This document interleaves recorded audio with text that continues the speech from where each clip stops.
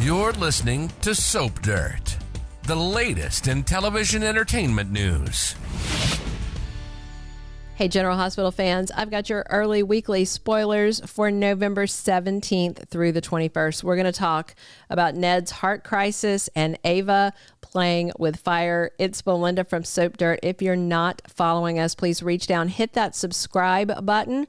As we always do, we start with what's happening the end of this week, and then we'll carry over into the brand new spoilers for next week. On Wednesday, November 12th, we've got bailed out Willow completely in shock. Of course, she's happy to be out of Pentonville, heads over to the Metro Court, and guess what? She sees that Michael has Wiley out, hanging out with ex-hooker Jacinda and her son. And, Michael just told Nina, go ahead and try it if you want to bring this into custody court, and even posed for a photo. He is so much his mother and father's sons. Meanwhile, Willow gets in Michael's face and says she knows that he put that gun in her room, and I cannot wait to see what he says about that.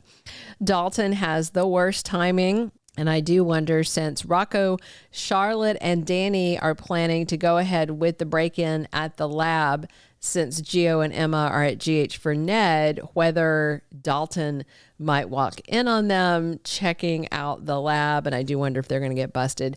Laura tells Martin she's very concerned that Rocco might get caught in the crossfire. And this is probably of Lulu versus Britt, because Lulu was just saying she'll never forgive Britt, which is understandable. She stole her embryo and all that, but Rocco has this affinity for her. Brook Lynn is leaning on Chase. She was a little upset with him about the Willow thing, but that's not even on her mind right now. Brook Lynn is distraught over her dad, Ned, having a heart attack, terrified he won't make it. We've got Brook Lynn up at General Hospital with Olivia, and they are begging the doctors to tell them that Ned's going to be okay. Drew pushes Alexis. He obviously wants to make sure Michael goes down and Willow stays out of prison. But Alexis is telling Drew that anything other than that is a distraction that could cost Willow her freedom. And maybe she's warning Drew not to try and bring Willow home with him, or to discourage her from going after Michael herself. Plus, Jason tells Britt that he is not wrong and that she knows it, and that could cover a lot of topics. Thursday, November 13th, Sidwell crosses Britt, and she makes a threat. And Sidwell may freak if he finds out there's a lab break-in, but it's not her fault. She was at General Hospital doing the doctor thing. But I wonder if Sidwell knows that her fob is stolen and that somebody has it. I'm assuming the kids are going to have it by then. Nathan gets acquainted with Detective Chase, with Nathan back on the PCPD force working together with Dante and with Chase. It's going to be weird, especially since Dante already talked to him about Chase and where he's at on the Drew shooting case, which is different than where the PCPD is at on it. Dante is close to a case that he's working, and this could be the lab break-in since his son's involved, or it could be the Drew shooting case because there are questions about his own brother Michael possibly being involved that won't go away. Molly breathes a sigh of relief. We've got Rick Hurst back this week as her dad, Rick. His storyline resumes after a couple of weeks of not having him. Plus, something causes Laura to make a sacrifice. Now, we have the election about to happen, but if Rocco and Charlotte are caught breaking into the lab, that's two of the mayor's grandkids doing some grand larceny, sort of breaking and entering stuff. Ezra Boyle is back as her opponent in the mayoral race as well.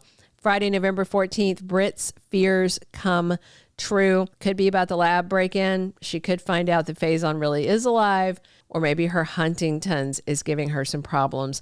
Carly is stunned by something. That could cover a lot of things. Jack, Jocelyn, Valentine, Michael plotting, Michael and Jacinda. And Justine's plan falls apart by the end of the week. Now, she stopped by Sonny's house for help with the tire. I don't know if that was a setup by Justine or maybe she's falling for Sonny's charm and dimples. Plus, Sidwell goes to great lengths to enchant Ava. He is trying to get info on Sonny out of her. She already told Sidwell no once, but if he keeps buying expensive paintings and flattering Ava, she probably will open up and give him a little something. There's a tense interaction between Trina and Jordan by the end of this week, and Trina may have some things to say to Jordan about contributions to the breakup of her parents. Plus, Stella gets shocking news this week, and I wonder if she'll find out Portia is pregnant, either from Curtis or from Jordan, who won't stay out of her uterus, or from Portia herself. The week of November 17th through the 21st, we've got Ned's heart condition and medical crisis remaining a focus. And when the Quartermaines find out that Drew goaded Ned about him hijacking the truck of Tracy's family heirlooms and then left Ned lying there having a heart attack, I think it's going to get insane. Olivia might actually go finish the job the shooter started. Plus, she's going to have to be nice to Britt for saving his life. Ned would be dead already if not for Britt. Ava gets closer to Sidwell. She may end up in danger, and Lucas may as well. Rick may be looking for revenge against the coven, the unholy trinity of Ava, Christina, and Alexis. The mayoral election takes place, and this is going to be a big Sonny versus Sidwell moment.